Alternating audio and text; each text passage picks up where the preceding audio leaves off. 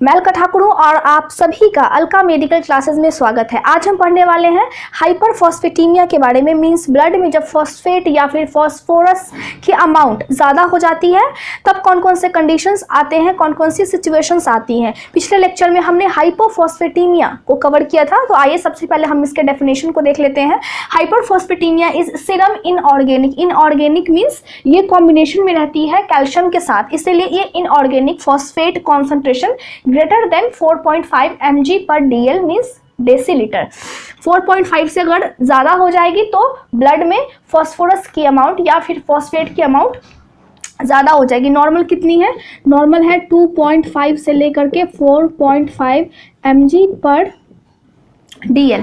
ये मेनली कब होती है? जब फॉस्फेट का लोड एक्सीड्स मतलब कि ज़्यादा हो जाता है किडनी पे, किडनी एक्सक्रीशन पे। किडनी अगर नॉर्मली उसको जितनी एक्सक्रीट करनी चाहिए यूरिन में फॉस्फोरस को, उतनी अगर नहीं कर पाती है तो उस कंडीशन में रिटेंशन होने लगती है फॉस्फेट की किडनी में, या फिर टिश्यू ज़्यादा अपटेक कर ले। अपटेक मीन्स एब्जॉर्प्शन ज़्यादा हो जाए टिश्यू में, तो उस कंडीशन में भी फॉस्फोरस की अमाउंट ब्लड में ज़्यादा हो सकती है। क्या क्या कॉजेज़ है हाइपरफॉस्फेटीमिया के, क्या क्या कारण है? सबसे पहला कारण है इंक्रीज्ड एब्जॉर्प्शन। अगर इंटेस्टाइन ज़्यादा एब्जॉर्ब कर ले हमारे खाने में से, हमारे भोजन में से जो हम लेते हैं डेली, तो उस कंडीशन में क्या होगी? ब्लड में ज़्यादा फॉस्फोरस की अमाउंट हो जाएगी। डिक्रीज लॉस और इंक्रीज्ड प्रोडक्शन। या तो किडनी उसको सही से यूरिन में पास नहीं कर पाएगी या फिर ज़्यादा प्रोडक्शन होने लगेगी फॉस्फोरस की बॉडी में। Intake excessive IV administration. Intracellular जो इंट्रावेनसली एडमिनिस्ट्रेशन मीन्स अगर कोई कोमा का पेशेंट है या फिर कोई क्रिटिकल कंडीशन है जिस पेशेंट को वो अगर अपने मुंह से खाना पीना नहीं ले सकता है, तो उस कंडीशन में हम उसको IV फ्लूइड्स देते हैं। एज अ फ्लूइड के रूप में हम उसको न्यूट्रिशन प्रोवाइड करते हैं। लेकिन अगर हम ज़्यादा दे देंगे फॉस्फोरस की अमाउंट या फिर ज़्यादा लंबे समय तक अगर वो फ्लूइड्स पे डिपेंड रहेगा या फिर IV इंट्रावेनसली एडमिनिस्ट्रेशन होगा लिक्विड फूड का, लिक्विड जो फूड होती है उसका, तो उस कंडीशन में क्या होगी कि फॉस्फोरस की अमाउंट उसके बॉडी में ज़्यादा हो जाएगी। या फिर अगर ओरल सप्लीमेंट्स कोई ज़्यादा ले लेता है, for example vitamin D intoxication. Vitamin D क्या है? विटामिन D फॉस्फोरस को इंटेस्टाइन से ब्लड में भेजती है, विटामिन D के कारण ही मिक्स होती है। तो अगर ज़्यादा ले लेगा विटामिन D तो उस कंडीशन में भी ब्लड में फॉस्फोरस की अमाउंट ज़्यादा हो जाएगी। तीसरा कारण है बाइफॉस्फोनेट थेरेपी। बाइफॉस्फोनेट थेरेपी के कारण भी ब्लड में फॉस्फेट का लेवल ज़्यादा हो सकता है। हाइपर एलिमेंटेशन। हाइपर एलिमेंटेशन मीन्स IV अगर हम एडमिनिस्ट्रेशन करेंगे, न्यूट्रिएंट्स को हम अगर पेशेंट को IV देंगे बहुत लॉन्ग टाइम तक, IV न्यूट्रिएंट्स लॉन्ग टाइम तक हम पेशेंट को न्यूट्रिएंट्स देंगे थ्रू इंट्रावेनसली, तो उस कंडीशन में क्या हो सकती है? फॉस्फेट का लेवल ब्लड में ज़्यादा हो सकती है। Over use of laxatives and एनिमस। Over use of laxative means ये कॉन्स्टिपेशन में दिया जाता है। लेक्सेटिव कॉन्स्टिपेशन में अगर माइल्ड कॉन्स्टिपेशन है तो हम लेक्सेटिव्स देंगे। और एनिमस मीन्स अगर सीवियर कॉन्स्टिपेशन है पेशेंट को किसी ट्रीटमेंट की वजह से, तो हम एनिमस देते हैं। इसमें इंजेक्शन देते हैं हम कॉलन या फिर रेक्टम में थ्रू एनस। तो हम एनिमस देते हैं पेशेंट को ताकि उसका जो कॉन्स्टिपेशन है वो ठीक हो जाए। तो अगर हम ओवर यूज यानी बहुत ज़्यादा दे देंगे पेशेंट को, तो उस कंडीशन में भी ब्लड में फॉस्फेट की जो लेवल है वो ज़्यादा हो जाएगी। Kidney failure. किडनी अगर फेल कर जाएगी, सही से फंक्शन नहीं करेगी, तो किडनी का ही काम है ब्लड में फॉस्फेट को रिटेंशन करना और एक्सक्रीट करना यूरिन में, जितना उसको एक्सक्रीट करना है, तो वो डिस्टर्ब हो जाएगी, उसमें डिस्टर्बेंस आएगी जिसके कारण ब्लड में फॉस्फेट की लेवल ज़्यादा हो जाएगी। हाइपोपैराथायरॉइडिज्म। हाइपोपैराथायरॉइडिज्म मीन्स ज़्यादा पैराथायरॉइड हार्मोन सिक्रीट होगा पैराथायरॉइड ग्लैंड से, जिसके कारण कैल्शियम बॉडी में बहुत कम हो जाएगी। हाइपो मीन्स कम और पैराथायरॉइडिज्म मीन्स पैराथायरॉइड हार्मोन जो है वो बहुत ज़्यादा कम सिक्रीट होगी, जिसके कारण ब्लड में कैल्शियम का लेवल बहुत ज़्यादा हो जाएगा। तो मैंने आपको बताया था कि अगर कैल्शियम का लेवल कम हो जाएगा तो फॉस्फेट का लेवल ऑटोमेटिकली ज़्यादा हो जाएगा। तो उस कंडीशन में फॉस्फेट की जो लेवल है वो ज़्यादा हो जाएगी। और स्यूडो पैराथायरॉइडिज्म। स्यूडो मीन्स क्या होती है कि किडनी अपनी एबिलिटी खो देती है पैराथायरॉइड हार्मोन के प्रति रिस्पॉन्स करने की, वो रिस्पॉन्स ही नहीं कर पाती है। जब पैराथायरॉइड ग्लैंड से जब हार्मोन सिक्रीट होती है तो किडनी रिस्पॉन्ड ही नहीं करती, जिसके कारण ब्लड में फॉस्फेट की जो लेवल है वो ज़्यादा हो जाती है, वो सही से रेगुलेट ही नहीं हो पाती है।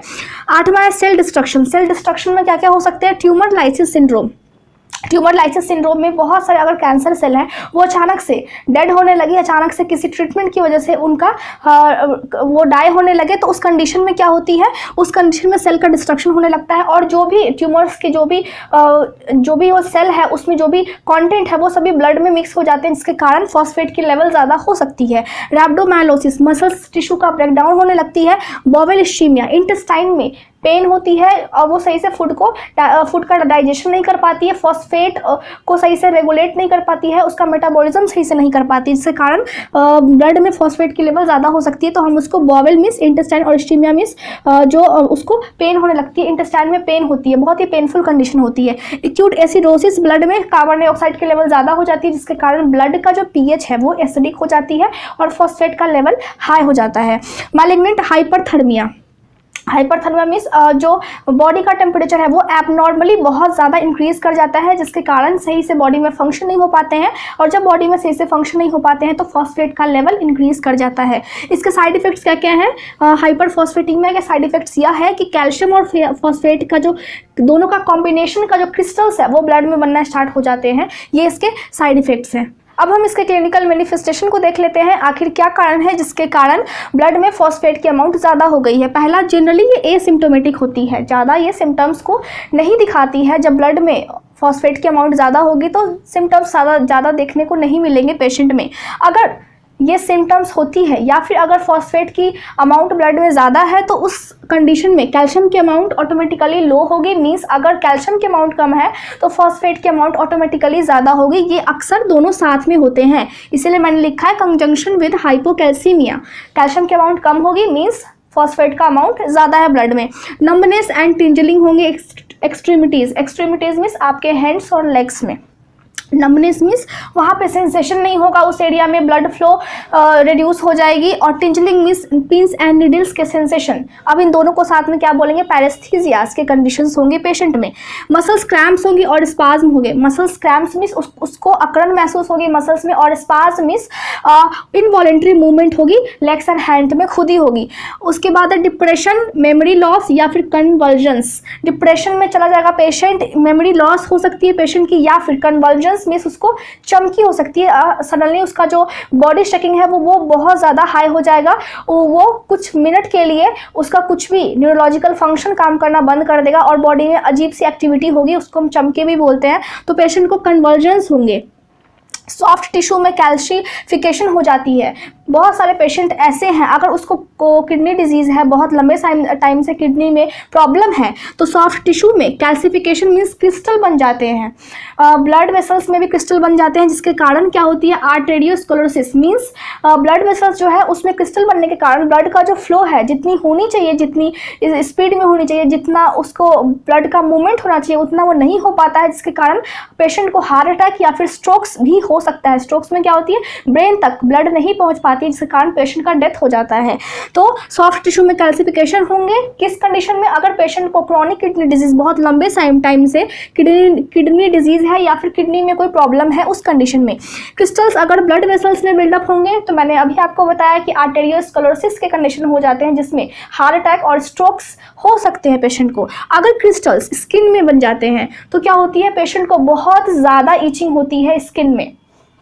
इस तरह से हम देखते हैं हाइपर फॉस्फेटीमिया के साइन एंड सिम्टम्स होते हैं। अब हम इसके डायग्नोस्टिक इवैल्यूएशन की बात करें तो सबसे पहले हम हिस्ट्री कलेक्शन करेंगे और फिर हम फिजिकल एग्जामिनेशन करेंगे। उसके बाद हम क्या देखेंगे कि सीरम यानी कि ब्लड में जो फॉस्फेट का लेवल है वो 4.5 mg/dl से ज़्यादा है। सीरम में जो कैल्शियम लेवल है वो लो है, क्योंकि सीरम में अगर कैल्शियम लेवल लो होगा तो फॉस्फेट का लेवल ऑटोमेटिकली हाई हो जाएगा, और कैल्शियम लेवल 9 mg/dl से कम है। नॉर्मल कितनी होनी चाहिए? 9 से 11। यूरिन का जो फॉस्फेट है वो लेस देन 0.9 ग्राम 24 आवर्स में, 0.9 ग्राम से कम होगा, मीन्स यूरिन में जो फॉस्फोरस है वो एक्सक्रीट नहीं कर पा रही है किडनी, उस कंडीशन में। मेडिकल मैनेजमेंट हम किस तरह से करेंगे? हम लिमिट कर देंगे इनटेक, यानी कि डाइट में या फिर कोई ड्रिंक जिसमें फॉस्फोरस है वो रिस्ट्रिक्शन कर देंगे पेशेंट को। इनहैंस रीनल एक्सक्रीशन करेंगे ताकि जो यूरिन में फॉस्फेट है वो ज़्यादा एक्सक्रीट हो पाए और ब्लड में उसका लेवल जो नॉर्मल हो पाए। ओरल फॉस्फेट बाइंडर देंगे पेशेंट को, फॉर एग्जांपल कैल्शियम कार्बोनेट। ये क्या करती है? ये गैस्ट्रोइंटेस्टाइनल एब्जॉर्प्शन को इंक्रीज करती है। ये कर सकती है। उसके बाद हम सेवेलेमर हाइड्रोक्लोराइड देंगे, जिसको हम रीना जेल भी बोलते हैं। ये डायलिसिस वाले पेशेंट को देंगे जिसकी किडनी एकदम फंक्शन नहीं कर पा रही है। और 800 से 2400 mg TID means 3 times with meals, खाने के साथ हम इतना mg हम उस पेशेंट को देंगे जिसमें डायलिसिस के कंडीशंस है, जिनकी किडनी सही से काम नहीं कर रही है किडनी फेलियर के केस में। कैल्शियम सॉल्ट्स देंगे हम पेशेंट को, फॉर एग्जाम्पल कैल्शियम कार्बोनेट या फिर ग्लूकोनेट। लेकिन कैल्शियम सॉल्ट्स देने के कारण हो सकती है कि पेशेंट के ब्लड में कैल्शियम का लेवल ज़्यादा हो जाए, तो इस बात का भी हमें ख्याल रखना है। डायलिसिस करेंगे पेशेंट की किस कंडीशन में, अगर क्रॉनिक किडनी डिजीज है या फिर किडनी फेलियर का कंडीशन है, उस केस में हम सर्जरी कर देंगे पैराथायरॉइडेक्टमी, मींस पैराथायरॉइड ग्लैंड को हम रिमूव कर देंगे क्योंकि वो बहुत कम कैल्शियम को सिक्रीशन कर रही है, जिसके कारण ब्लड में फॉस्फेट का लेवल ज़्यादा हो गया है। इस तरह से हम देखते हैं डायग्नोस्टिक इवैल्यूएशन और मेडिकल मैनेजमेंट किस तरह से करते हैं एक पेशेंट का, एक इंडिविजुअल पर्सन का। अगले लेक्चर में हम क्लोराइड इम्बैलेंसेस के बारे में पढ़ेंगे। Thank you so much for watching my video.